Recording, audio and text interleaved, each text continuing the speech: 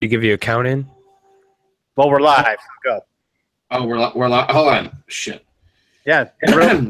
Everybody knows that the dice are loaded. Everybody rolls with their fingers crossed. Everybody knows the war is over. Everybody knows the good guys lost. Everybody knows the fight was fixed. The poor stay poor. The rich get rich. That's how it goes. Everybody knows. That's our intro music, ladies and gentlemen. That's Everybody Knows by Leonard Cohen. Thank you, Leonard. You should have read it like a what was it, a slam poetry? Yes. Yeah. Okay. Or like, I don't know if I could do that because can I do it like deep in a different with a different affect? Well, it's too late now. No, do a full-on Shatner interpretive reading. Oh, I can't do Shatner. I don't do like impersonations. I do original characters. But hey, what's going on, everyone? Welcome to Practically Tactical, the show where critical thinking meets everyday carry. On this episode, we have Dr. William there you go. of Aprill Risk Consulting on the show. And by the way, we need to mention, I think we teased it last time that he was actually going to have a website. And now he actually does have a website. So Aprill Risk Consulting, 2Ls in April.com. Or if you're watching on YouTube right now, there's a link down below. Or, of course, if you're listening on podcasts, there's a link in the show notes. And if you can't figure out that stuff and you can't Google it, stop watching the show. Yeah, exactly. Don't watch the show anymore if you can't. If you cannot Google that. You know, I like how one of us every time takes a turn just alienating all of our listeners. Exactly. No, but I mean, how did you even get here? Anyways, William, we for some reason we must save up just like the worst of the worst intros for you for some reason. So I'm going to apologize for Jeff, but it's good to have you on, sir. Thank you. It's good to be here. I love to watch telecommunication professionals at work. Yeah, well, obviously you're watching CNN right now for that to be true. So, oh, come on. That was a good current events joke. Yeah. I mean, on podcast, like 2 months from now, it's not going to be very funny, but then now it is. But anyways, go check out his website. And then obviously we'll be touching on a little bit about here. Obviously we have a Unthinkable class with William Aprill, September 1st through the 3rd. That's off the top of my head at Alliance, Ohio, with Dr. William Aprill, and then, of course, Dr. Paul Sharp. I believe he has a doctorate, doesn't he? He is a doctor of destruction. There we go. Close enough. But we have the Unthinkable class, which we'll be touching on. Then we'll be touching on what the term that I made up of criminal mind theory. Which sounds so good. Sounds so good. I don't think a single person's seen that and been like, I know what that is. Because we made it up. But you know what? William, this is what we do for our guests. We bring you on, and we give you stuff. You now own that. The criminal mind theory. That's, in fact, I'm gonna Google it, see if there's anything out there. Well, but you know, oh wait, I'm sorry. Are we introducing or are we talking? We can talk about whatever we want. Yeah, because actually, you touched on something interesting. I guess by accident, if you just made it up. But one of the things that we like to talk about in behavioral health is what's called a theory of mind, which means how do you think other people think, right? What is your sense of the interiority of other people, how their inner workings are? And what I find is that a lot of times when it comes to dangerous, violent street criminals, people don't have a theory of mind. They don't think at all that there's any thinking going on the inside of a violent criminal actor's head. I guess they think that what they do is just sort of random behavior, except it's not. I had a student in the last class I taught who brought in a video from a security camera of a convenience store in his hometown, and it was in the scene. It was pouring rain, and there was a little girl, a 10 or 12-year-old girl on a bicycle who had pulled under the awning of the store to wait out the rain. And a guy came out of a full-grown adult male comes out of the store. And he's looking at the rain and walks over to the girl and in one motion without breaking stride, lays her out. Gets on her bike and goes home. Well, the cops catch him by virtue of the video. And when they asked him why he did that, he said, well, I knew I was going to get wet on the way home, but if I had a bike, I'd get less wet because I could get home faster. And this guy he said, how could somebody do that? How could somebody do that? How could somebody do that? And I said, well, to him, it's the same as he needed a bike, and there was a bug or a piece of gum or a piece of paper crumpled up sitting on the seat. There's just something in the way, and it just had to be gotten rid of. The fact that it's a 12-year-old girl has nothing to do with it. And he said, man, I can't think like that. And the problem is not having a theory of mind for people who can means he's completely unprepared for that dude. He can't even acknowledge that that internal reality exists in his town, in the store that he goes to. So, I mean, well, let me ask you, like, what more do you have to do than just accept that people like that exist? I mean, accept it and then understand that it could essentially be anyone? Is that where you're kind of going with it? Well, not anyone. I mean, I guess surely technically anyone. But, the people that we really need to worry about, I mean, 2/3 of violent criminal actors are what I call criminal age males. They're, they're quite young men. And, the military uses that term military age male, and they mean teens to sort of gray beard. But for criminal age male, 2/3 of violent criminal actors are between 17 and 35. That's a pretty narrow stretch of the population.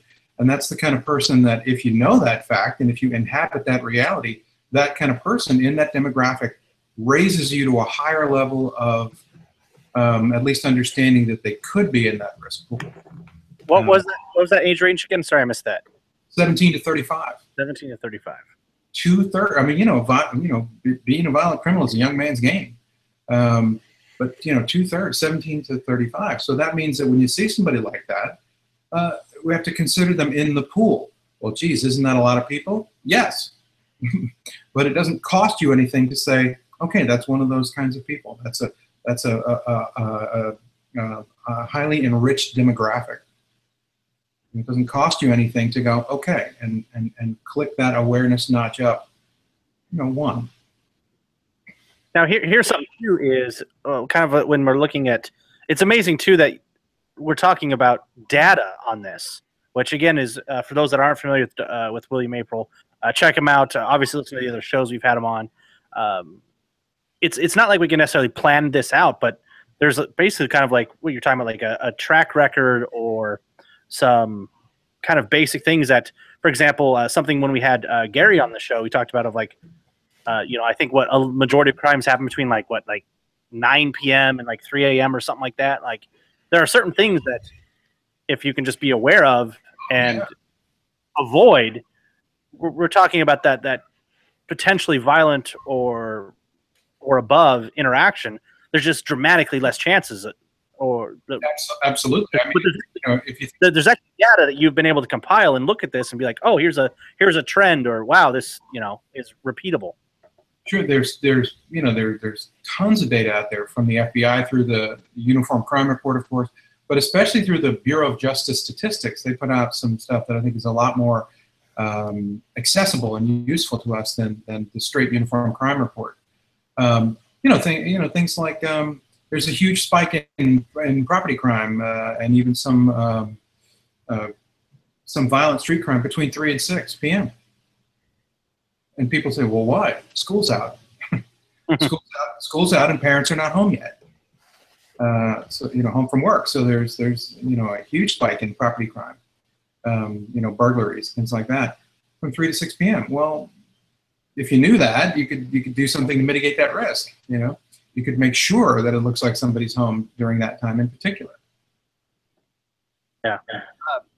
So, sorry, something real quick here too. We jumped right in here, and I needed to thank our sponsors real quick here. Then we'll get back to this. Obviously, go check out Modern Outfitters. Check out their new MC7. I think Jeff has been wanting one of those really, really bad right now. But go check out the new MC7 from Modern Outfitters if you guys are looking for a AR platform in a larger caliber, like 260, 6.5, several other calibers. Go check that out. Of course, go over to Big Tex Outdoors. Use code PRACTAC and get 15% off products. I actually just ordered an ALG trigger for my SBR.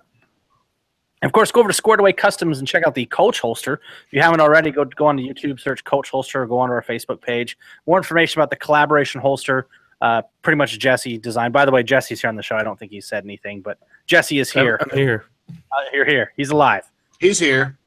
I know he's here. Then, of course, go over to atiguns.com. Use code PRACTAC10. And then NAF Solutions Custom Stippling, PRACTAC. And then, oh, we have a new, I talked about it on the last show, we have a new discount code for Tough Products. So if you go to toughproducts.com, use code PRACTAC10, you now get 10% off, no minimum order, and you get 10% off on all of the Sentinel Concepts line. So if you guys are interested in some of the backpacks we've done videos on with Steve from the products that Steve designs, and then everything else that Tough Products sells, you guys can use code PRACTAC10 and get 10% off everything. And then, of course, go to proper.com and use code PRACTAC20, get 20% off all products over at proper.com. And then I think Jeff, we have 2 new sponsors next week. We're adding 2 new sponsors next week, I believe. I think I teased it last week too, but we're working on a few things here. So, but we have, I think, 2 new sponsors next week. But of course, go to practicallytactical.com/sponsors to check out all of that information. Check out the show notes for this episode as well. And then, of course, if you're on the website, click on the Amazon banner, the little smiley face at the bottom, and then a portion of your sale will go help support Practically Tactical. Okay, so we got the legal monetary requirements out of the way here, William. Nice. Something that I want to come back to that, but real quick here, because we've had a couple questions, and then we were down at the Dominating the Entangled fight with obviously the whole Larry, Paul, and Cecil crew. Phenomenal class. I loved Cecil's Alone class. I actually took Cecil's class with my son a few weeks ago. This class took it up another level. I think I was sore for about a week on Dominating the Entangled fight. But kind of getting into this now, we're doing the Unthinkable class with you and Paul. But at the class, we filmed a video with Paul, kind of talking about the Unthinkable class, and obviously he talked about like a lot of what he's doing, and gave some tidbits on what your portion is. So real quick, could you kind of go over what you will be covering in the classroom portions? And for those that are curious, it is Friday afternoon, which is September 1st, I believe, and then we'll be flip-flopping between range and classroom on Saturday and Sunday. Correct, William? Yes. Okay. And then for those if you're watching on YouTube right now, there's a link down below in the description box. If you guys want to sign up and join us out at Alliance, Ohio for the Unthinkable class, where you also need all the requirements listed on the website. 1,000 rounds of ammo, bring that, because we're going to be burning it down mentally and physically between the range and with William. And I'm really looking forward to Paul Sharp. If you guys haven't had a chance to train or talk with him, just a hilariously awesome dude. But your portion of the class, Paul's going to be working on shooting. He's going to be doing, I think, a lot of his recoil management, Revo part. And then your part in the classroom, what will we be discussing? Well, the first thing is that I don't want you to think that it's a class that's super strictly segmented. I'll be weighing in quite a bit on the range. We're going to be talking about reactive shooting quite a bit. But yeah, Paul's big block of recoil management. But in the classroom, strictly, we'll be talking about quite a bit about victim selection. How exactly are violent criminal actors choosing who they aggress against and who they don't? We're going to be talking about that for a good while. Then we're going to talk about the psychological development of violent criminal actors. Where do they come from, basically? And the kind of different flavors of them that manifest themselves on the street, and the kind of threats they pose to you in differential ways. And we may have some surprise topics that we're not really going to talk about now, but we'll bring up some surprise topics as well. Okay. Obviously, looking super forward to this class. Again, if you guys are interested, check it out. It's on, again, practicallytactical.com.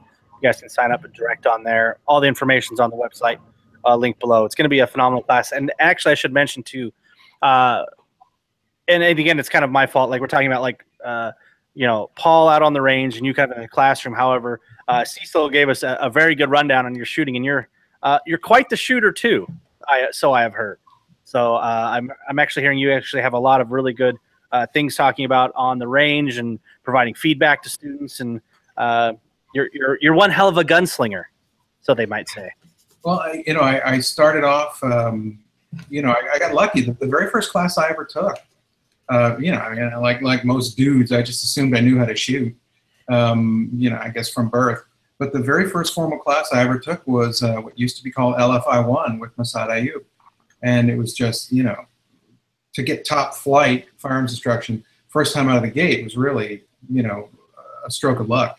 But I'm a big Rogers Shooting School devotee. I've been a bunch of times. It's like zeroing the odometer on your shooting. You think you can run the gun, and you go there and you get crushed. It just forces you to shoot in the world's time. And I've been working quite a bit on how can you bring the reactive shooting concepts from the Rogers range, which is a highly specialized range, to the square range paper target world.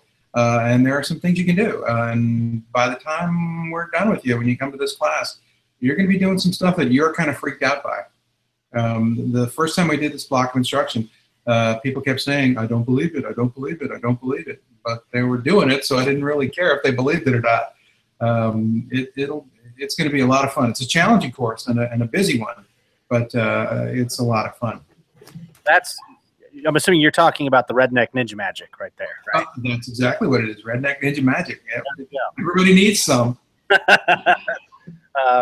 Yeah, I feel like that's probably what my brother-in-law and his buddy did to hook up our hot tub. But you know what? If I die in a hot tub, there's far worse things I could die in. So, give and take a little bit. That is a very rock star way to go. Yeah. In a hot tub.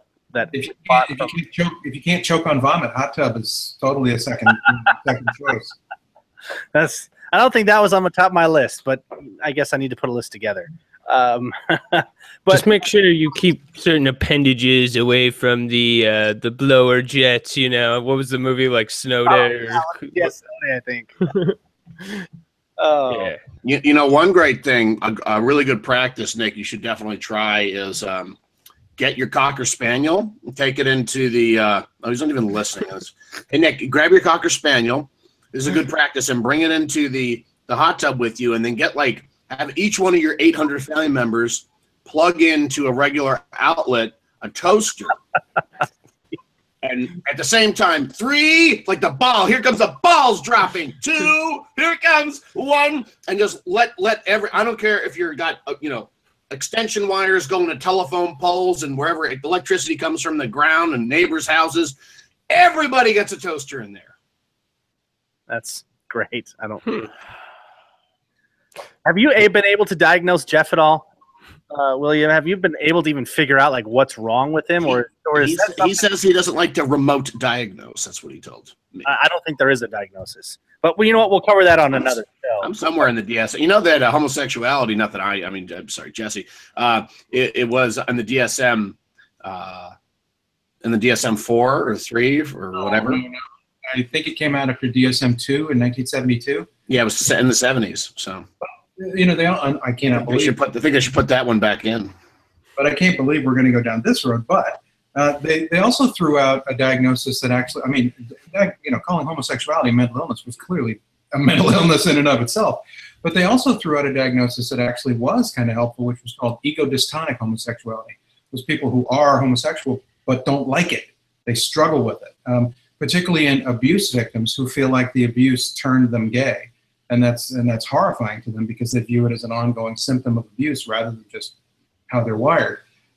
Can't believe we're talking about this stuff over clinical esoterica, but there it is. Wow.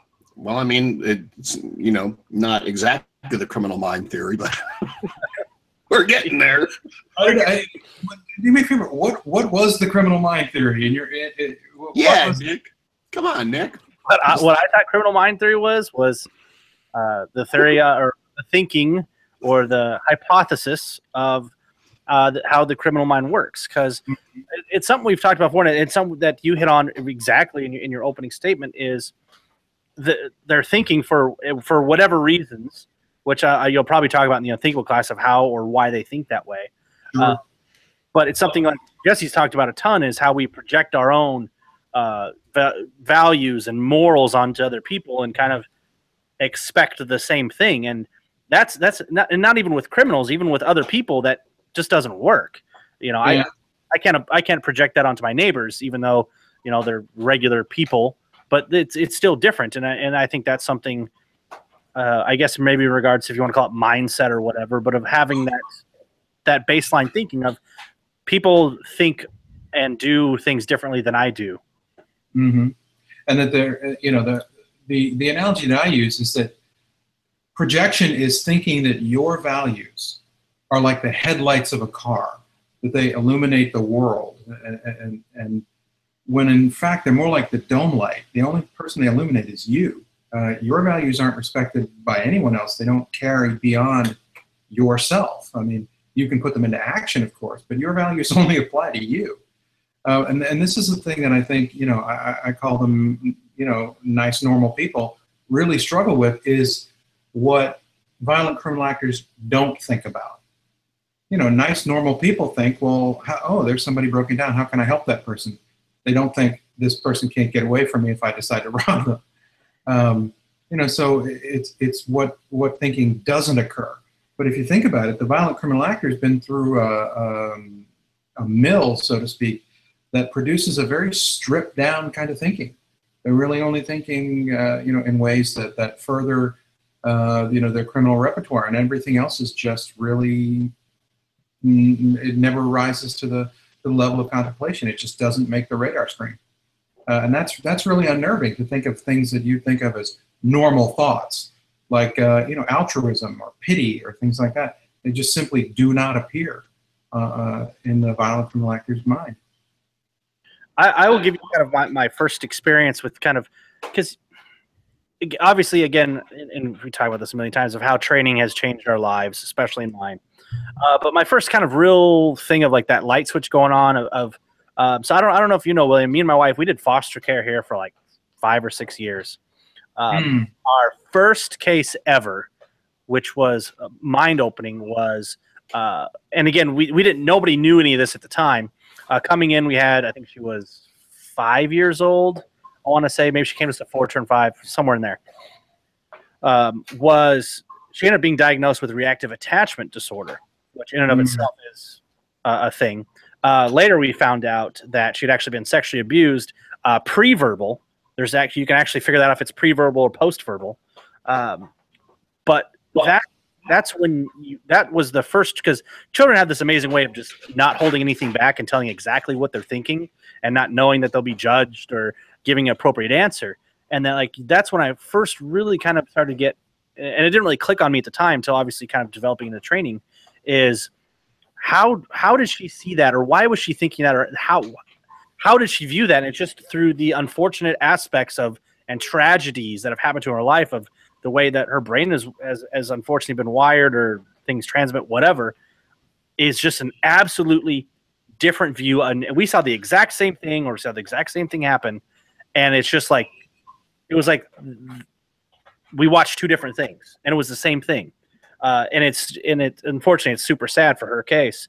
But that was one of the first things of like, what's going on here? And I think now that really ties in of kind of what we're talking about, of projecting these values onto people, or how people should react. Maybe that's probably a whole nother way of how people react to different types of things.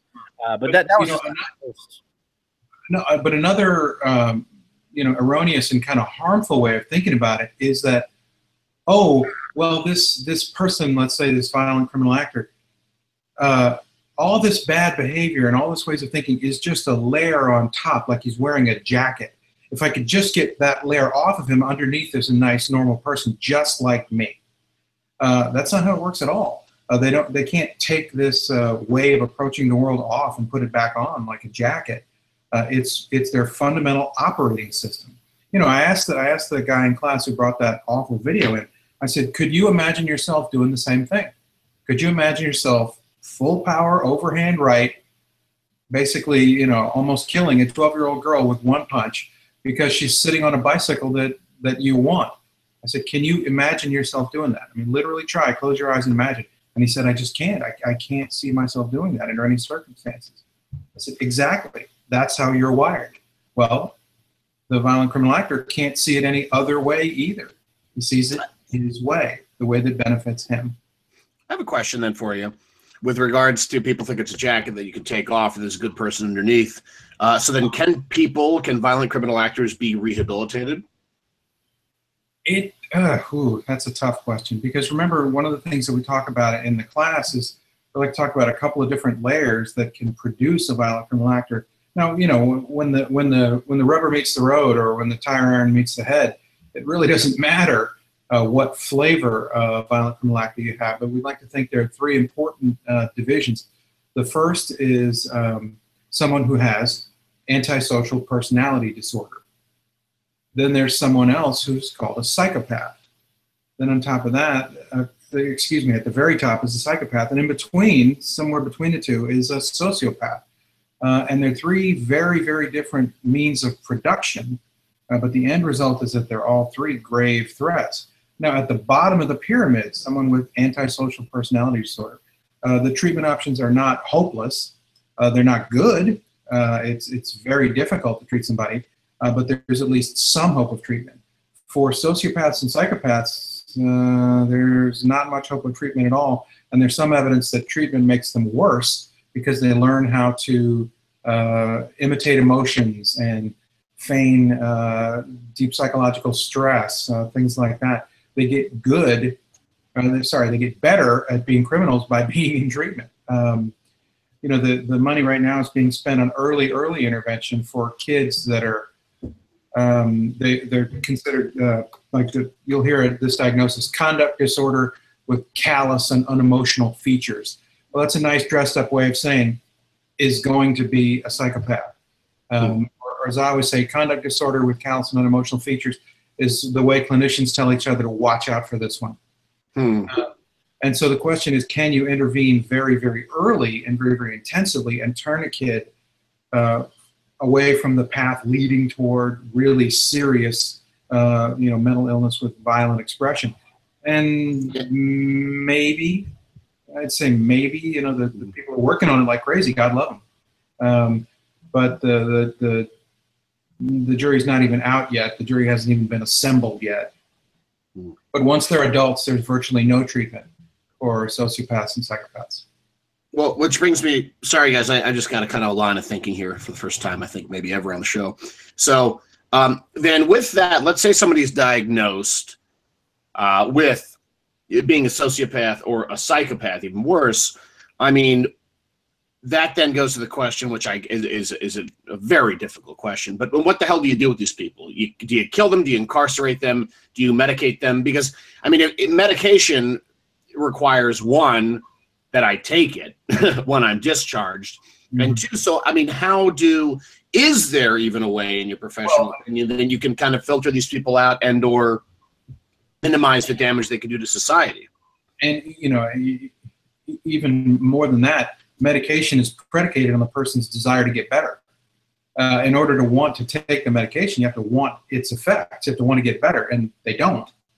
The notion of a medication that makes a psychopath less powerful in the world, that's not going to be something he's interested in, not by virtue of his condition. I mean, certainly not going to have any interest in that.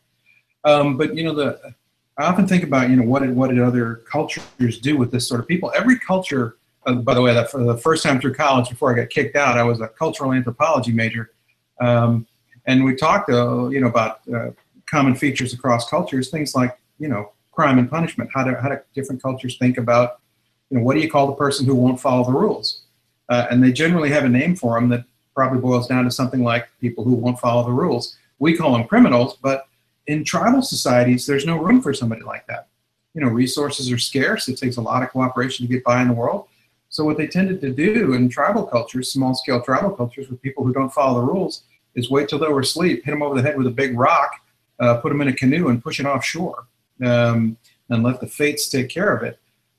We don't really do it that way, obviously, but you can kind of see what they were getting at.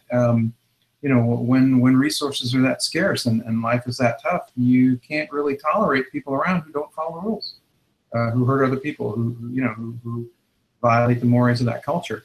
Our problem is that we keep them around in vast numbers, and they're around to offend and offend and offend and offend. I saw one the other day here in Louisiana. The mugshot of a guy who was being arrested for the 165th time for some petty street criminality. He got in a fight with another street character and cracked him over the head with a brick. But he'd been arrested, in the ballpark of 200 times. I'm not sure that's solving the problem. I believe what you talked about hitting the rock overhead. There's actually a name for that move. It's called Australia. That's the Australian. You know, but it just goes to show. I mean, entire cultures have been wrestling with this problem.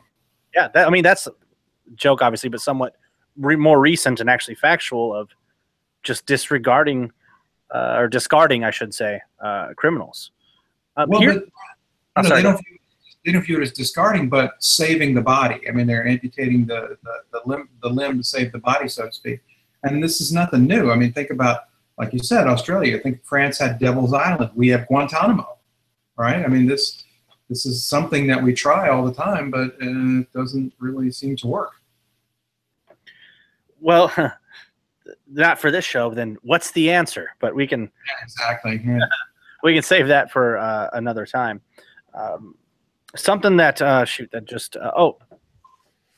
would like your opinion on this. I think we maybe all have our own opinions. So like the insanity defense, that kind of drives me nuts a little bit. And I would like to get your thoughts on it. 'Cause to me, it doesn't matter if they're insane, quote unquote, or not. They're still dangerous. And to me, and again, correct me if I'm wrong, at least how I'm viewing it is, to me, it doesn't matter what exactly their mental state is or was during that time.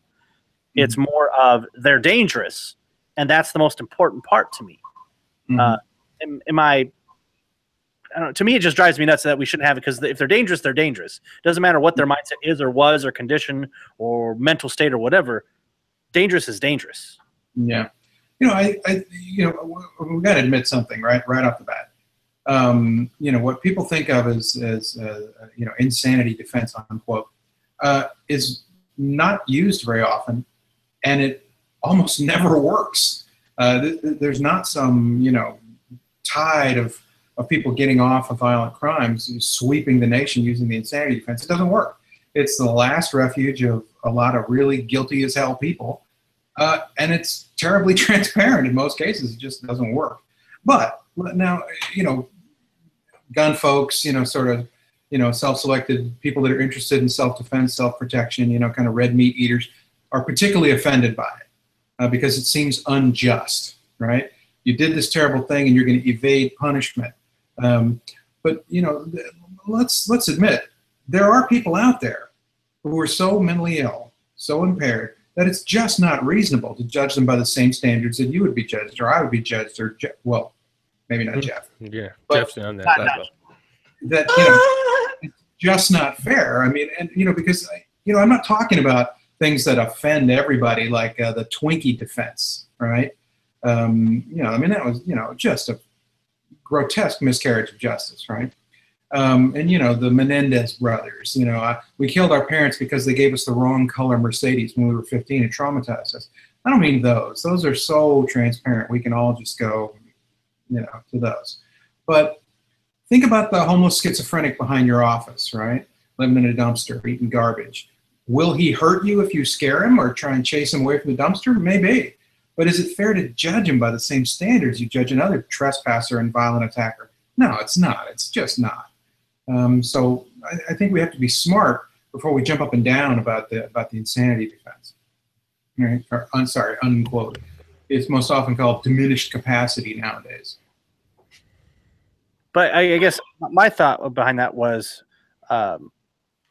dangerous is dangerous, though. Like, to me, like their state or whatever doesn't matter to me. I don't care about that part. It's more of, if they're a danger, I'm not necessarily caring about anything else. Yeah, there are some states that are trying to address that. Some states will mandate the person go to treatment, and once they have been restored to sanity, as we say here in the Louisiana system, then they go on trial. Oh, okay. You know, so there is some sort of movement toward that.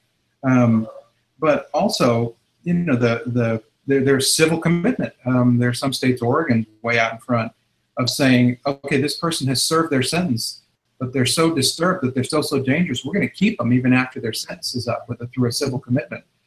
Now, that's like a solution, but it awfully troubles me too. Yes, serve your sentence, but you still get to stay in jail. That's some tricky territory. Then think how that could be misused. Yeah. You know, what if you served your sentence, but I don't like your politics, so you get to stick around in prison for until I say you're better. That gets tricky awfully quickly. But I understand what you mean. I mean, if somebody's so mentally ill that they're dangerous, you don't want them sitting in the next to you on a bus. And so that that you're seeing more and more in the way of mandated treatment, and I mean treatment sort of that has teeth. There are some things here. They're all over. They're called assertive outreach teams. If you're a frequent flyer at a mental health clinic with a serious and chronic mental illness, and you don't show up for an appointment, they go get you. A nurse, a cop, a doctor, they come to your house and they get you, and you are gonna take that medication. So you can be committed to even outpatient treatment now, which I think is gonna help a lot of people, because they're gonna be forced to get treatment that they can't otherwise consent to because of a court order combined with mental health treatment. Well, thank you for answering that. It was just kind of something curious. I will be fully admitting of I have, after doing foster care for 6 years, I have a pretty poor outlook on people and kind of everything related to that. But maybe that'll be for a whole nother show as well. But no, good. But good for you for doing foster care for that long. I mean, that's an amazing gesture. It's an amazing thing to have done. It was So everybody's heard this, but maybe you'll find this interesting. So the whole reason that this show even exists is because of foster care. At the time, we actually had a kid who was drug and all sorts of stuff. He's now our adopted son. At one point in time, the mom had got a new boyfriend, and she wanted him to be involved. And they've been dating for like 3 days, so the love of her life. And he had a felony weapons and drug charges together conviction.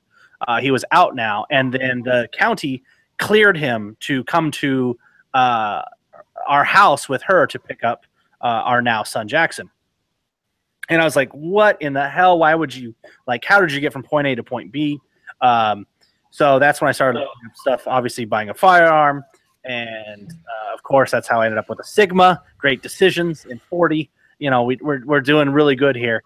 And then that's when, again, you just started digging for information. And Sure. That's when I was like, I really wasn't finding what I was looking for. I'm like, there's got to be professionals out here. And of course, our first guest ever was Jeff Bluefman on the show. We obviously didn't get the professional on the very first one, but that's how this all started, was kind of the weird thing of foster care and wanting to protect my family. And then it evolved into this now. But what that kind of makes me think of is that for so many people, they get interested in personal protection, self-defense, protection of the family, et cetera, because something happens that makes them think, whoa, hold on a second, this might affect me. But to me, I don't think that's, I wish there was some other way to get people into the tent, to wait until they're scared or to wait until they've been victimized. Wow, that doesn't seem like the greatest way to get people thinking about this stuff. And I wish we could come, as an industry, I wish we could figure out a way to do prevention, not intervention. You know what I mean? I mean, to really get, how do you make people think that something's important in their lives without having to do something bad to them? Yeah. Well, no, that's an absolute fantastic point, because again, kind of goes back to our thinking of which I went earlier of like, well, nothing bad has ever happened to me, and I live in a good city, I live in a good neighborhood, I have good neighbors, I have a good community. It's not going to happen to me. I mean, doing foster care, we had tires slashed, all sorts of threats, and when I go to jail, I'm going to beat your ass. It's like, well, you're not getting out of jail, so you can try. But you're absolutely right. It took that for me to do something, and it should have been the whole time protecting my family, and not waiting for that one thing to happen, which is obviously looking back is a pretty big error of not, again, accepting what's your quote of accepting reality? It's accepting the world that we live in. Yeah, the world as it is. The world is what it is, no matter whether we're up to speed with it or not. You don't get a pass just because you don't get it. But what really intrigues me is how people, can even have untoward experiences, really negative experiences, and still maintain denial. I mean, that's what's fascinating is people, who have been victimized, who still think that they don't have to worry about this. It amazes me. Surely you've all seen the video of the two guys getting just brutally assaulted here in New Orleans. The famous video that sort of swept the internet. Yeah. I ran up from behind him and just destroyed him. Well, those were church employees. The Unitarian Universalist Church, and those people, after watching two of their, co-parishioners be nearly killed, are advocating for low bail for their assailants, and they want restorative justice. They don't want those poor kids sent to prison. They've just been almost killed, and yet they don't see any reason to think about protecting themselves. That's a whole different kettle of fish. We actually have a Patreon question about this, and I apologize. I don't know much about this, and I'm assuming that this is what you're talking about. But Matthew asked a question of this recent New Orleans incident reported as a, quote, robbery gone bad. He's using quotes on robbery gone bad. That actually went the way the bad guys wanted it to go. He wants to know, talk about how important it is to have a plan when on vacation, and when is not a good time to play things by ear with your evening outings, etc. Well, I think the reason he's using that expression is I actually had put up a post on Instagram about that, responding to the police commander of the district where the attack took place. He referred to it to the media as a robbery gone bad. This wasn't gone bad at all. This went exactly and literally according to plan. The fact that people can't grasp that an attack that brutal and that one-sided and that unprovoked was somebody's plan is my point. That's the problem, is that we can't imagine doing something so horrific. That's wonderful. The guy right next to you can. He can imagine it. This went exactly and perfectly according to his plan. But in kind of direct response to that question, what's tough is that those guys did a lot of things right. The victims in that crime did a lot of things right. They were heading back to their hotel at not even 9 o'clock at night on a nice, well-lit, well-traveled street. They weren't scrounging around in bad places doing bad things with bad people. They had taken a lot of risk mitigation steps, and yet still, the thing that draws my attention, if you've seen the video, is imagine what a herd of teenagers running up the street sounds like. Believe me, that herd noise was audible, and yet it didn't register as something odd enough to get this guy's attention, either to run from or to turn and face. But all of that comes from preparation, right? I live in a world where bad things can happen. So it's important to look at unusual events with a jaundiced eye. What is that sound?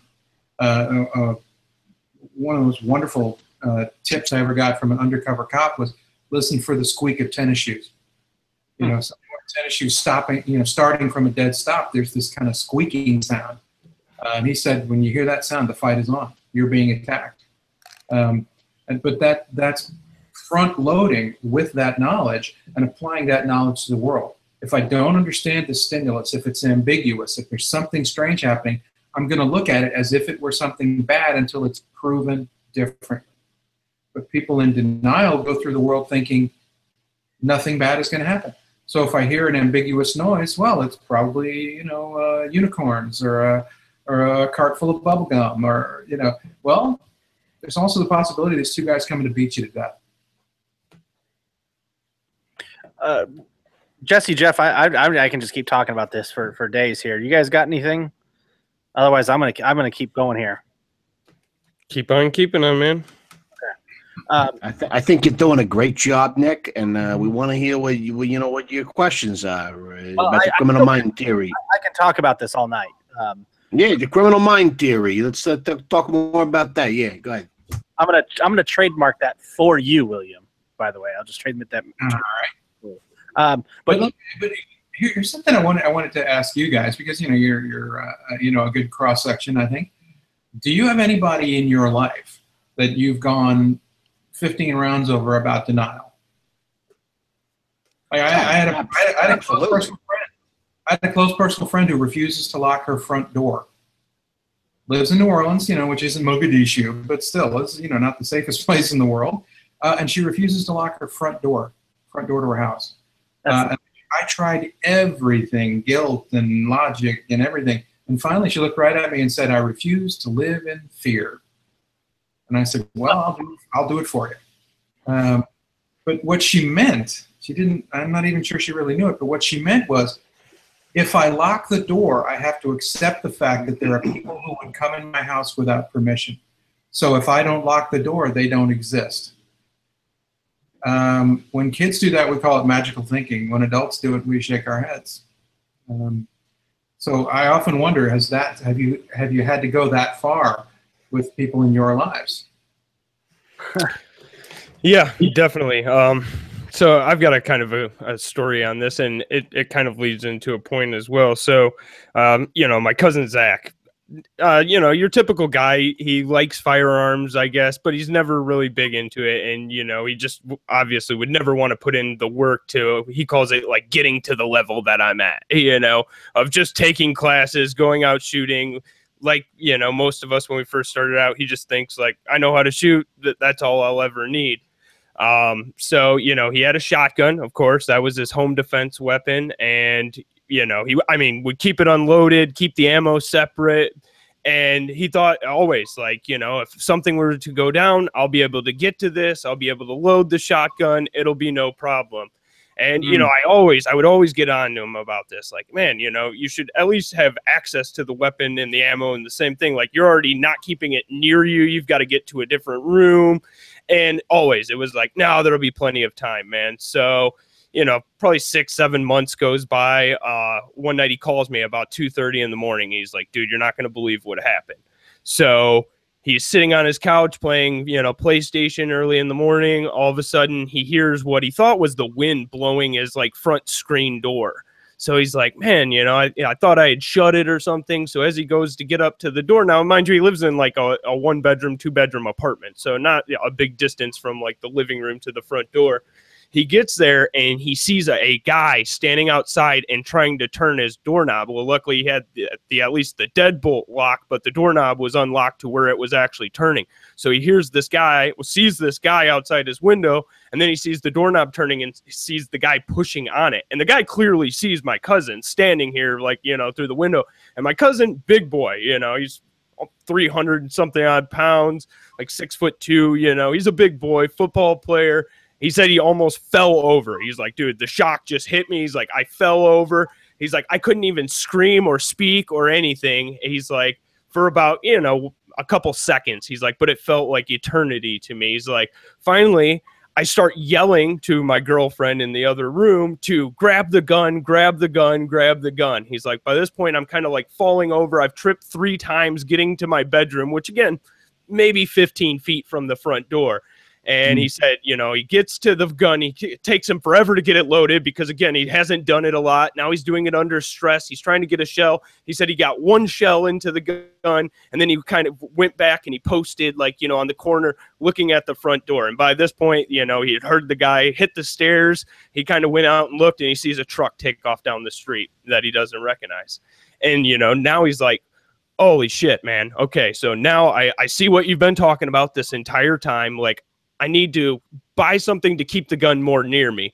But that's as far as it goes for him. Now, he doesn't think about, hey, this might happen to me out in the street somewhere. Something else might happen. For him, it's now only this one event of like, well, shit, it might happen at 2:30 in the morning. And from now on, I'm going to have a pistol next to me to solve that problem. And that's as far as his logic goes. So it's like, you can kind of get so far with them until something, like you were saying earlier, something happens and they're like, oh shit, maybe he had something going there for him. He was right on that. But then they only take it to that next small step that it's the easiest step for them to take, instead of looking at the whole bigger picture and being like, man, maybe there's something to this lifestyle. So it's so hard to get people to make global decisions. We'd like to think that, hey, that should be a pretty clear indication that the world is not as it ought to be, right? Welcome to the world as it is. But instead, people say, well, no, I need to do something to mitigate that exact circumstance, and that exact circumstance only. You know, I wish bad things didn't have to happen to people for them to take an interest in saving their own lives, but it seems like that's the way it is for a lot of people. Here's kind of a question to go along with that is what, as I'm using a general term, firearms community or whatever, how should we reach out to people of like, hey, maybe, and not necessarily just a gun. I think there's, again, I would say evidence of this show, there's a whole lot that goes into self-defense mindset, what do you want to call it? Beyond the gun's probably the smallest little part. What gun you have and what caliber it is, very, very small portion of kind of the greater thing that we like to talk about. How do we, as a quote firearms community, reach out to try to talk to people about that? What should we do? Well, you really hit on a couple of things that are sort of pet peeves of mine. The first is I don't think people, you know, like us, need to be ashamed or abashed about using the expression instructor. Oh, well, I'm not a professional instructor. No, but compared to somebody in your life, you're SEAL Team 6, baby. I mean, you know more about guns than they ever will. They look to you as an expert, okay? So that's a simple fact. There are people in your life to whom you are the biggest expert they know. So, you know, let's come to grips with that. Step two, we need to learn more. We need to know better knowledge so that when somebody asks, we tell them good stuff and not stupid stuff. And then but the third thing is, since we're going to be instructors, by and large, don't be a dick. People in the firearms community do more to keep people out of the firearms community than the worst anti-gun people in the world. We're not good stewards of our legacy at all. And one of the complaints that I really have is that people in the, you know, firearms community, self-defense, self-protection community, we don't think about the primary purpose of helping somebody, which is to help them be safer, not turn them into little bitty versions of us, little bitty gun people, just like me. No, you know, to start off by saying, well, let's talk about what kind of gun you want to buy, little lady. Oh, That's a million miles from where she is when she says, hey, this guy broke into my car and I'm really scared. All right? And so we need to start where they are and with what they're willing to do, no matter how insufficient it might seem to us. Because if we can help them be safer and help them feel safer and not shove an agenda down their throat, maybe they'll come back and ask us some more questions. If we're good stewards and treat them well and don't make them feel stupid and call them, you know, insulting names like sheeple, maybe they'll come back and ask us more questions and we can give them more good information. And together we can collaboratively move forward to a point where they're safer. That's the point. And I think we miss it. We in the tent do a pretty bad job of helping more people come into the tent. And believe me, I'm guilty of all this stuff. I'm not pointing fingers.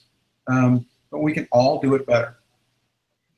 I mean, a couple things. One, I try to do my best to, you know, welcome people into the tent.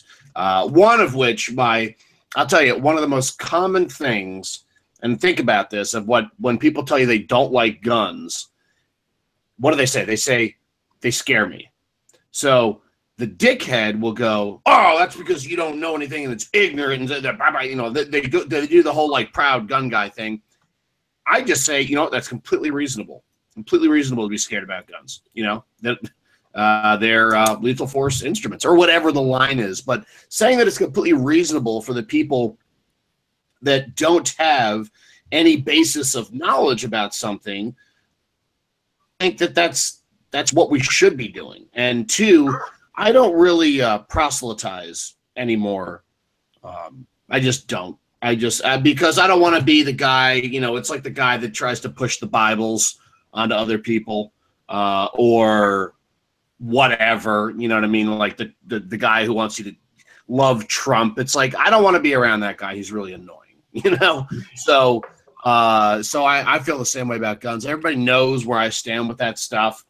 And that's kind of where I leave it, you know, honestly, because I also don't want to, if someone's on the fence, then I'm happy to talk with them. You know what I mean? If somebody wants to talk about stuff, I'm happy to do that as well. But You know, I also want this to be, though, a decision, because it's such a personal decision, learning how to use guns, owning guns, and the level of responsibility required for that, and the kind of the lifestyle decision that it is. I want people to make that decision on a full tank of gas, you know what I mean? Understanding, and I want it to come from themselves, you know what I mean? Like jiu-jitsu, less so. No, man, come take a class, although they never do. You know, but especially with guns and stuff, like I don't know. I want motivated people, and there isn't a single person that I know, even half well, that doesn't know that I'm involved in this in some sort of capacity and can answer any question seemingly they would have, or steer them in the right direction. You know what I mean? Does that make sense, William? Like, yeah, you know, it goes back. You know, I'm sympathetic. I mean, people will sometimes come to us, you know, as people in the community, and they'll put a no-win situation to you. Tell me how I can protect myself against this 300-pound rapist, but guns are bad and I don't ever want to touch one. Well, boy, you have tied my hands. I mean, you're almost coming to me with something that I can't help you solve within a parameter that you find politically acceptable. So yeah, sometimes they put us in a weird position. But you know, I think the first thing is, what are they capable of doing? You know, literally having the conversation about, you know, locking your front door. If they don't, that's a great place to start. And they're much more likely to do it than they are to go out and buy a gun. You know, so we need to start, you know, small bites. And if you show them credibility and concern and you know, wishes for their well-being, and you're not a dick, they may very well come back and ask you more questions and get more depthfully engaged in it. And then hopefully we can start talking about real changes that make them safer, not that make them more like us. Well, this has kind of been leading us something I kind of want to talk about, because often, I mean, and again, too, for you guys haven't, go listen and re-listen to the shows we've had William Aprill on before. We cover a lot of topics, and it's just amazing refresh to listen to him. But something we often do, too, is we talk about something before, and then we keep building up. And, like, I think the first show with you on, William, was like 50 shows ago. And so we have like a new list. Yeah, something like that. It's been a long time for the first show, like 90, might even be 60 shows. Who knows? But if you could maybe give your opinion on what they should do, or we have a lot of people that are, you know, getting their concealed carry for the first time, you know, kind of starting to look for information. What advice would you give the new concealed carry person, or maybe somebody that just happened to stumble across this podcast or YouTube video because criminal mind theory, never heard of that, I'll listen to that. That's my goal anyways. That they're listening to this now and maybe we're opening their eyes. Can you maybe give them some advice, whether gun or not, of maybe a path or things they should look into or do to kind of set them on the path? Because we end up talking about all these other little things here, but we often forget about there's new people getting into this all the time too. That and you know, I think the most important thing that if people can do it, and I mean people, you know, even if you're a diehard everyday carrier kind of guy, there's a decision that I feel like if you haven't made, and I mean made a real, you know, searching process of making this decision and reaching moral certainty with it, you should take the gun off and leave it at home. And that thing is deciding who you are with a gun on. And people look at me very strangely when I say that, and they say, well, what do you mean? I say, well, with a gun on, are you out to enforce the law? Are you a freelance amateur police officer? No, I'm a sheepdog. You know, With no name. You know, are you out there are you wearing a gun because it makes you feel better because you felt weak or afraid before? A gun is not a psychological intervention. You know, are you somebody that likes to set things right? That's a dangerous person to be with a gun on. So you've got to decide, who are you with a gun on? I've had people say, well, I'm a good witness. Okay, that's great. But is that consistent with your character? Meaning, can you watch a pregnant woman get beaten nearly to death at a convenience store and not intervene because it doesn't involve you and you're being a good witness? that's fine if that's your choice. But you better punch your weight. You have to know how you're wired, because what you're going to do is already baked into you. And so unless you're sure of that and have reached real moral certainty about, hey, what am I going to do if this situation happens, you might find yourself doing something you would never do until you find yourself doing it. So making that decision, who am I with a gun on? If you can't answer that question, take it off and leave it at home. There's no amount of thinking about that question that's wasted. What path or recommendations or priorities? Obviously, if somebody doesn't know, we're big on training here. Obviously, sure. Thinkable class, combatives is now kind of a big thing, especially with ShivWorks. Just phenomenal group of guys there. Obviously, gun stuff, force on force, shoot house stuff. You know, this whole big curriculum. But again, the guy that just got his concealed carry, we can talk about, you know, shoot house classes and combatives, and he's like, well, you know, man, I'm just getting a gun to protect my family. Maybe what advice or what path or knowledge would you try to bestow upon just the new guy that stumbled across this somehow? Well, I think that, you know, that something that's really important is that, you know, just because somebody's got, I mean, let's say somebody's bought a gun, and let's say they've gotten a concealed carry permit, that doesn't mean they're going to be into it to the level that a lot of people in the community are. I mean, let's not kid ourselves. A lot of the reason we do this stuff is because it's fun. It's enjoyable for us. You know, quite a bit of it is, you know, infotainment or edutainment. But, you know, the real question is, if I'm not a hobbyist, if I don't jump up and down and find shooting fun, but I also think that a gun might be something that I really might need to have and maybe even carry, what can I do, you know, that helps me do it, that helps me be more effective, but doesn't mean I have to become a gun hobbyist or a gun person. And so I think those of us in the community need to think about that. Claude Werner, the tactical professor, has done quite a bit of research about, you know, there are people out there who can be convinced that a gun is a good addition to their self-defense practice, but they just want to get a baseline level of skill, kind of like most of us do with driving. We don't go to driving school. We don't belong to driving clubs.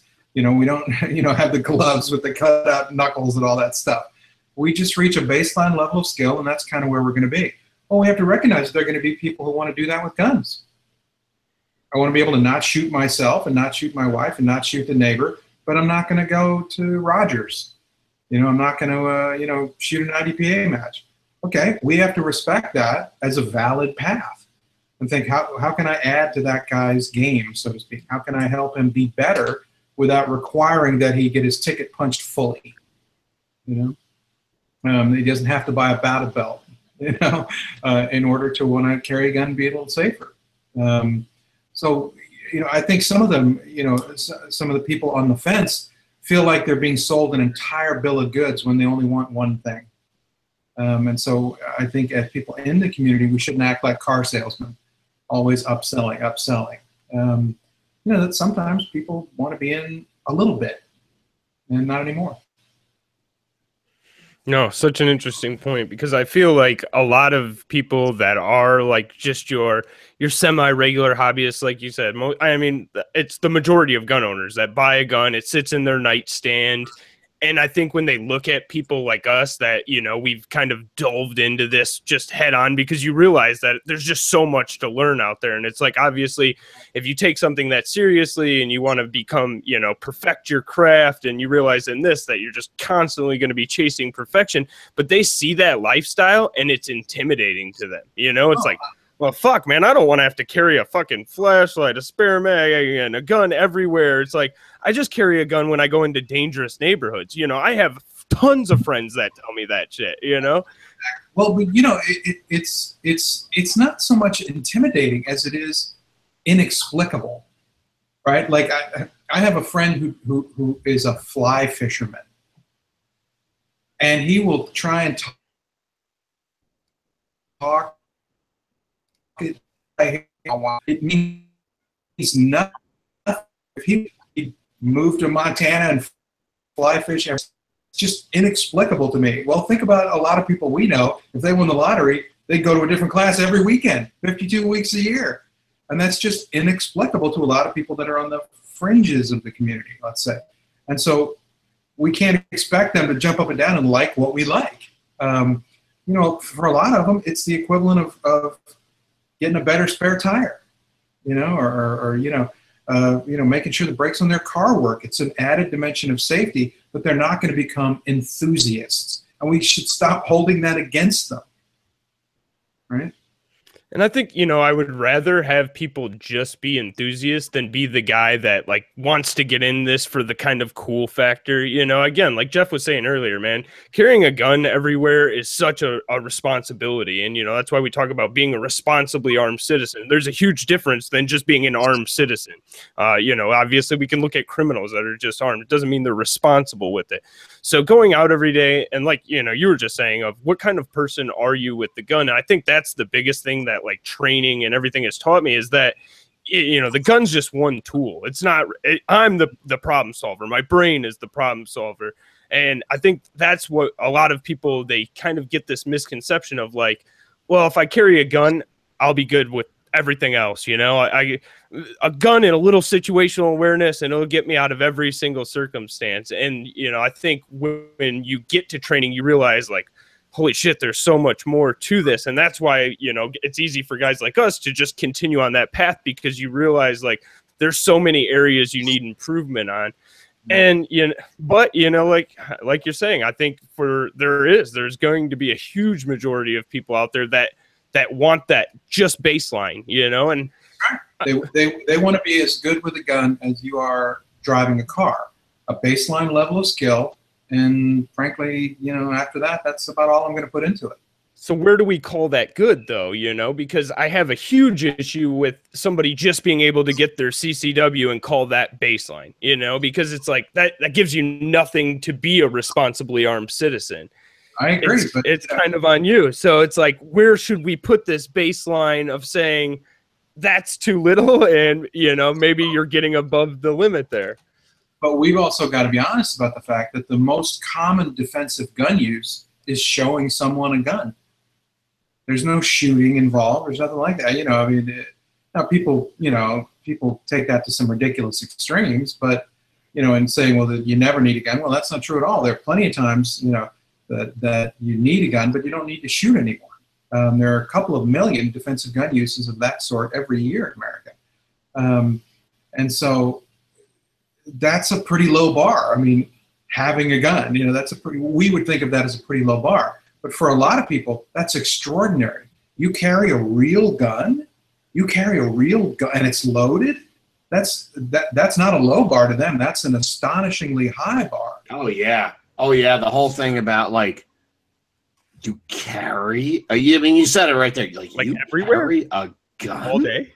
But this is my favorite. A real gun? No, I carry a fake gun. What a strange notion. You know, I mean, I had someone. I remember taking a pocket knife out at work once to cut something, and the person said, "Is that a real knife?" No, I'm carrying a simulated knife around. You know, in case I need to simulate cutting something. But you know, for us, it's a low bar, right? But for a great many people, it's not. That's way out there. But we have to be okay with that being somebody's starting point, and frankly, that may be somebody's ending point. And we can't shame them for not being something else. That's not a good marketing ploy. I mean, you know, if you went to buy a dishwasher and you said, "Well, I don't want that one, I want this one," and they said, "Well, you're stupid. You're not going to buy a dishwasher at all."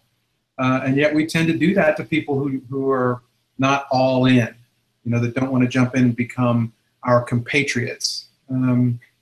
You know, it's a big tent, or it should be. And there should be a lot of room for a lot of different things under it. Well, I not to self-promote, but I think that's something that sets us a little different apart. Obviously, with how we say Jeff the way he is, bad life choices, you know, alternative life choices, however you want to sum it up. Because I'm trying to help Jesse? Exactly. Yes, exactly. Tired of this. But I think you really hit the nail on the head of like, man, we want all people involved. And then, you know, there's the freedom aspect of it, the self-defense aspect of it. And it's something too. I have a real hard time dealing with stupidity on the internet because obviously we get a lot of it. How do you sleep at night? If you're troubled by stupidity on the internet, how do you sleep? I would say the way I handle it, because I'm very abrupt. It's black and white, man. It's black and white on the internet for the way I handle things, because time is money, money is time. I don't have time to sit there and argue with people on the internet, blah, blah, blah, blah, blah. Well, but I mean, I think your point is actually a really good one. I mean, I mean, we love Jeffrey, of course, even though he's a big old homo. But there was a time when, Jeff, you were, questioning, hey, do I fit in this tent? And I thought one of the most, your story is one of the most courageous ones I know of, much less, in this business. But the question was, hey, can I be who I am and fit under this tent? And you can, but it took guts to find out. It took a lot of guts to find out, hey, does this tent welcome me as I am? So we can do it. Gay? Well, gay-ish. Whoa. I'm not gay. No. Wrong. He's not gay, but his boyfriends are. But I think that's, again, what's important is, like, I don't give a shit what gun you carry. I don't give a shit what caliber are. I don't care what religion you are. I don't care what pants you wear, what shoes you wear, who you date. Like, are you trying to get better every day? Like, I think that's what we try to promote. Sometimes we maybe get a little off here and there. But at the end of the day, it's like everybody's welcome. And we want to go on this path together and learn. And that's always been a goal of the show. That's going back, dude. If you went back and listened to some of our old shows, you'd be like, this Nick guy is fucking retarded stupid. This guy shouldn't even. Nothing's changed. Nothing's changed. Nothing's changed. But it's a path of searching knowledge, getting training, seeing how that affects. And again, that's obviously why we promote training so much, because it's had an amazing effect on my life. But we always want to welcome people, like, and that's something that drives me like absolutely nuts. Of course, like, every once in a while we'll get some comments about Jeff or something, and it's just like, wait, you're saying you want him not to own guns, or you want what people quote unquote like him not to have guns, or not to be like pro freedom? And like, you as a gun owner are saying that, like, that drives me nuts. Like, we want everybody. Like, we shouldn't care. That's the beautiful thing about a gun, is it's one of the best equalizers known to man. We want everybody to be equal, right? It's just, I don't know, it drives me nuts, kind of what you're talking about too, of more gun owners are better, right? That's what we should be for. Yeah, I mean, the community isn't going to grow itself. I mean, in fact, it's getting increasingly marginalized. I mean, as the country gets more and more urban, it's harder to, people don't have the experience of walking in the field with Grandpappy, shooting a 22 at the tin cans on the fence for the first time. So, I mean, a lot of things are getting lost just by virtue of changes in our culture. Well, if we don't get on this, we're going to get more and more marginalized, and it's going to be harder and harder to hold on to what we got, much less have new rights and new sports and, things like that. So, I think we do need to work on being good stewards of this part of our, this part of our endowment. I mean, we've got this great thing, and we need to help maintain it, I think. Yeah. Which, again, doesn't help the cause by, posting Crusader pictures and. Oh, I love that stuff, dude. Do that. Okay, I'm not going to share that story. We're going to get way too off topic, but I was trying to get Jeff to share something on Facebook that would be hilarious, but he wouldn't do it. Nope. But so here was something that came up in chat, and I think we talked about this earlier, but it was interesting you brought up the sight of a gun, or a gun being presented during crime. And to the question chat, I apologize. I think I wrote this down of who asked the question. SWAT 957. There we got in chat. Open carry then. Would open carry then, with the gun being present, wouldn't that dissuade or change the mind of a criminal knowing that that person has a gun? Far from it. Exactly the opposite is the case. what you got to keep in mind is that a defensive gun use involving just the presentation of a gun, right, means that almost all the time that gun was concealed. And frankly, that the person was picked, the process of victim selection involves a judgment about whether this person's going to resist. There's no bigger surprise than somebody who's been picked for criminal victimization to be suddenly looking down the muzzle of a gun because they realize they made what Mass Ayub calls a sudden and acute mistake in the victim selection process. But concealed carry gives you that advantage. Open carry gives that advantage away. And I can tell you that last year, in my town alone, 6 people open carrying were robbed of their guns.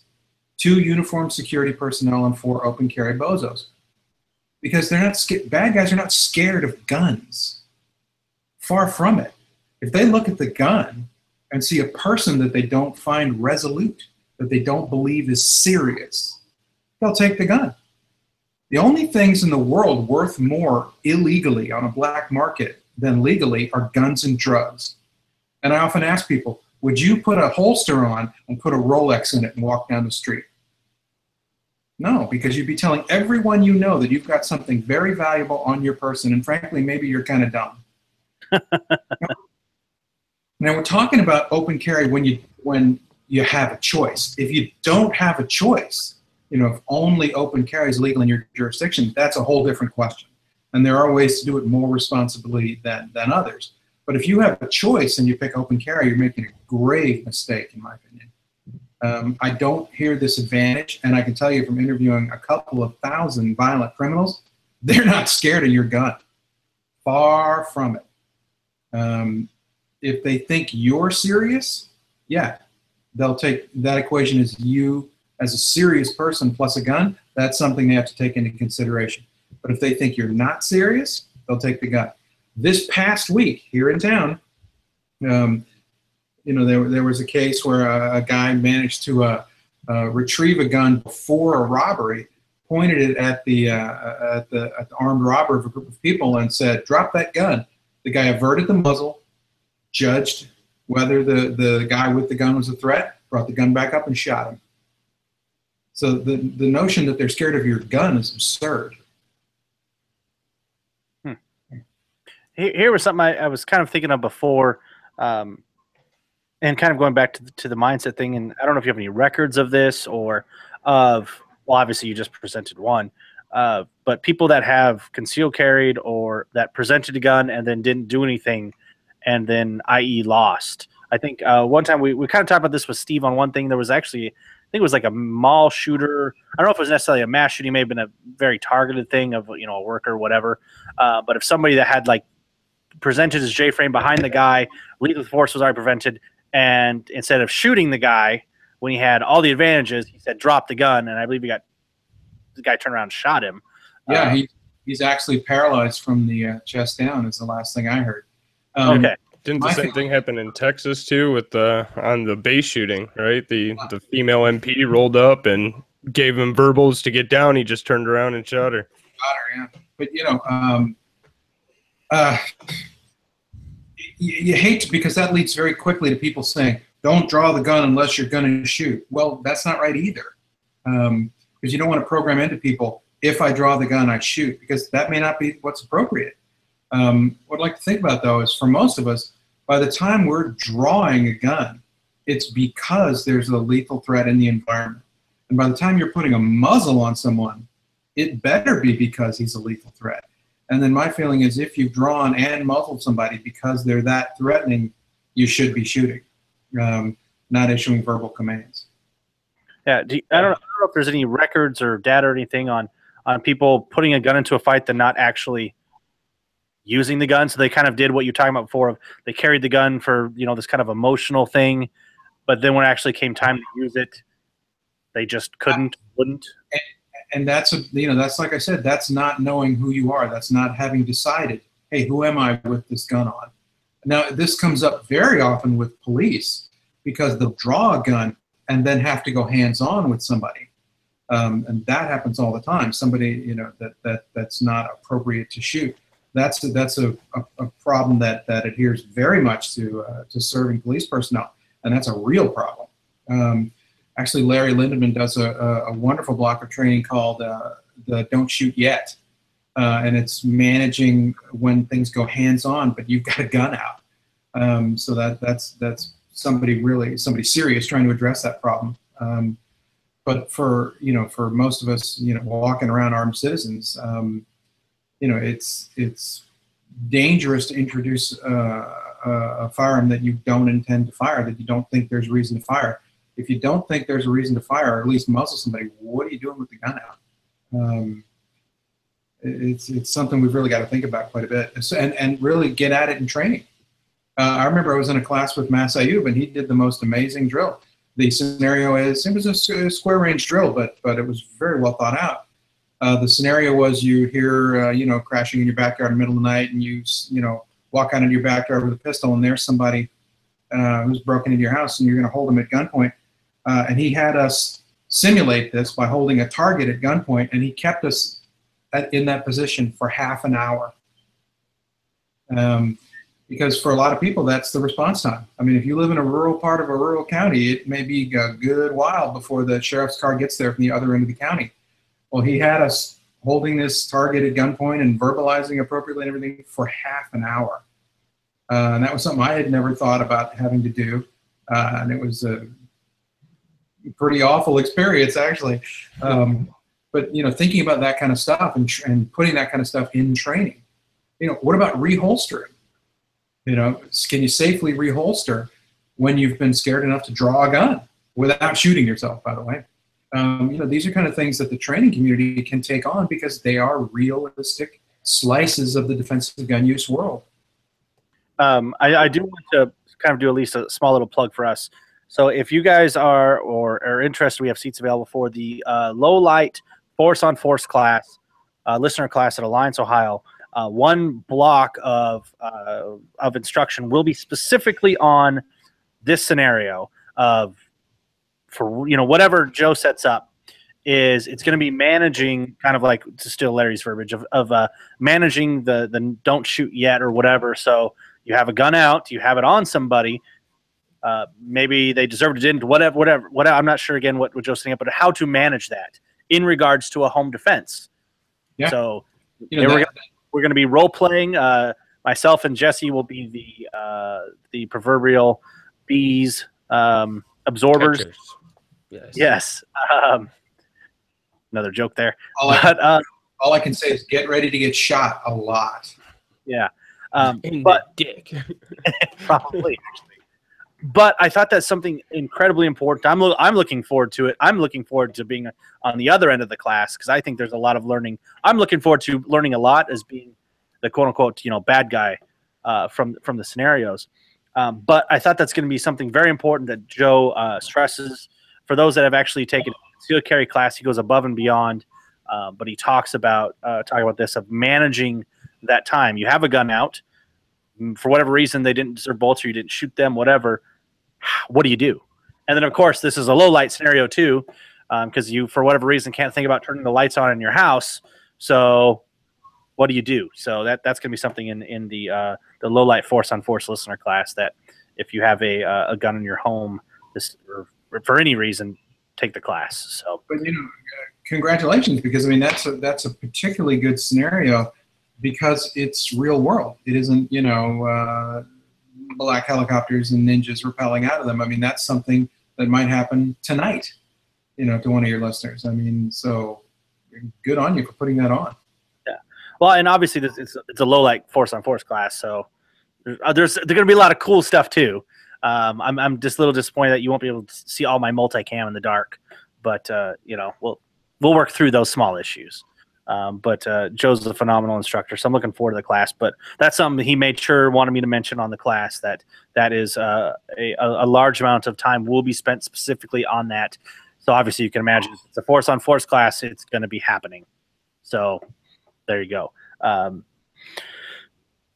I was going to go to another point, but now I can't remember. So Jesse, Jeff, you guys got anything else or to talk about? Well, no, I gotta be up at 4:45 in the morning. So I don't have any further questions, Your Honor. Well, something interesting came up actually during the show. There's a brand new super state-of-the-art range in Conroe, Texas, called a Saddle River Range that's hosting me in September. And they have offered to give any of your listeners a discount. If you've got any listeners in the Conroe, Texas area that want to come to this class, they contacted me during the show. They were watching, and they said if any of your listeners can get 10% off if they want to come to the class. That's very kind of them. Yeah, you can go to the website. It's saddleriverrange.com, and it's one of the swankiest country clubs you have ever seen.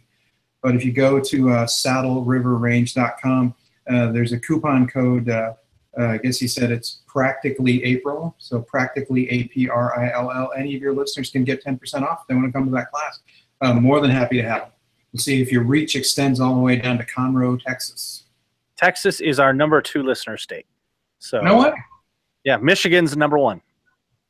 So, I hope some of your people will take advantage of that really generous discount from Saddle River Range. Yeah, if you guys are in Texas, again, take advantage of it.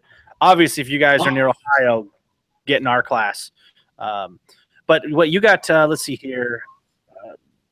Are you flying to Arizona here shortly too? Yeah, flying to Arizona in a couple hours. So we're putting on a 2-day class with Cecil Birch, Immediate Action Combatives. That's going to be an outstanding class. Actually, I did a hangout, little kind of video from Cecil's class. He was up here in Wisconsin. We talked about that. That sounds like freaking class. And you've seen Cecil. I mean, he is truly a master instructor. And what I mean by that is whatever your skill level, he can make you better. If you're an absolute beginner, he can make you perfectly comfortable and you won't feel like a bozo. But if you're, a serious competitor, he can make you better. He's a master instructor, and I strongly encourage people to take classes with Immediate Action Combatives whenever they can. And then you're in Georgia, I believe, coming up, then Virginia. And then Virginia with FPF, and then Chicago, I believe, the last week of the month. So, plenty of time to get out there and get your think on if you want to. Yeah. Again, Jeff has actually done a class with you. I can't remember the name of it, but Jeff obviously speaks very highly of you. So if you guys have opportunity, please jump in a class, because again, too, it's like we've been talking about on this whole show of like knowing, like, how often you talk about, like, in fighting or whatever, like knowing your opponent, or in sports, researching your opponent. Like, if you carry a gun every day, that means you probably want to do the same thing, right? Or yeah, I could be making stuff up here, just like the name of the show. So you never know, but I'm really looking forward to your listener class. It'll be interesting to see some of the folks, because that has a kind of a neat hangout factor. Like, who else watches this? Who else likes this show? That's always kind of cool. Eric he's flying from Washington in for the class. I know Scott's coming from Pennsylvania. There's always obviously kind of that local Michigan, Ohio area, but yeah, we'll always have one or two from just somewhere else out there. And it's a stellar facility too. So anybody who's never been, the Alliance Police Range is a very stellar facility. They put on quite a good show there. Well, I will say that, as a plug for our listeners, is every listener class that we have done, every instructor has said this is the best, funnest, most involved students we have ever had. And again, I think that comes down to, the difference is people are out seeking information, wanting Right. to. Always just a great group of people too, and you'll make friends. And I've done that whole speech before, but yeah, I'm looking forward to it. It's going to be an amazing time. Can't wait. So, I guess that's all we got for this evening. Jeff, Jesse, any last moments of wisdom? Thanks so much for coming on again, man. Always a wealth of knowledge, and cannot wait to get down and hang out with you in person down in Ohio. That's right. And you never know. This may be one of those classes where there's a 2-drink minimum. Just to keep everything lively. I like that. I like where you're going with this one. You know what I'm saying? There's no reason why you can't get a couple drinks and why he's talking about, bad guys. Bad guys drink tools. Sorry, it's what we call state-dependent learning, right? Because it's when you're drunk that you'll be doing the stupid things that'll get you into a defensive problem. So we're going to get you ready for that with a little experiential learning. Yeah. But, that's why it's so bothersome. I keep looking for a class on, tactical drunk driving. Nobody offers it. Hey. Uncle Jeffrey, you stay tuned. I got something coming for you. Hey, we developed the POI. Next thing you know, get some, bumper cars up in here, No need to how to turn off, how to disable, the headlights. So when you turn them off, you don't have the daytime running lights on because sometimes when those are on, it illuminates the license plate. No need to be caught. Whatever he just said, whatever that was. Hey guys, well, thanks a lot for joining us today, William Aprill of Aprill Risk Consulting. But again, take advantage. Oh, sorry, go ahead. No, it's just always good to be here. Well, not really, but I'm saying so. That's kind of good. Well, we'll take it. Gets us a zinger. Last one's a zinger. Oh, wait, did I say that or think it? I think you said that. Oh, no. Happens to me all the time when I'm talking to Jesse, too. Yeah. He's just that kind of guy. But feedback here at Practically Tactical. I haven't said that in a while. So compliments, feedback, guest suggestions, email that to Nick or Jesse at practicallytactical.com. Of course, if you have any recommendations of where Jeff should live, email that. He loves those emails. It's still funny. Still funny. Still funny. But of course, practicallytactical.com /sponsors. Shout out all our sponsors. Go to we have the listener class tab where you guys can check out all the listener classes. The next couple ones, actually in 2 weeks, we'll be kicking off 2 back-to-back weekends of classes. Those are all sold out. But hop in on classes. Then, of course, the Unthinkable listener class. Go to practicallytactical.com/store, and you can sign up for the class, or you guys can actually just put a deposit down, pay the rest later. However you want to do that. But we have 8 spots left in that class out of 24, I want to say, or something similar to that. So go check that out. And again, aprilriskconsulting.com. I got to check that. aprilriskconsulting.com. Yes. His new website's up, and I got to tell you, this is a really nice website. Quality. Oh, thanks. The guy who did it, he made it nice by everything I thought was cool. He said no. I want the cursor to be like a gun, as the going over. Yeah. Can we get a cursor gun in there? It was kind of funny because he does nothing in the industry, and so it was fascinating that he didn't want to do any of the kind of tropes of the gun industry website, And so I would say, hey, how about this? That would look cool. And he'd just look at me and no. I don't know what Malone Lake means, or the 3%er, but yet we can't put it on there. It was so funny because everything I suggested, he just shook his head. And then once I gave in, it turned out great. Yeah, no, great website. So again, go check that out. He has upcoming classes listed there as well. Again, if you guys are on YouTube, check the link down below to his website.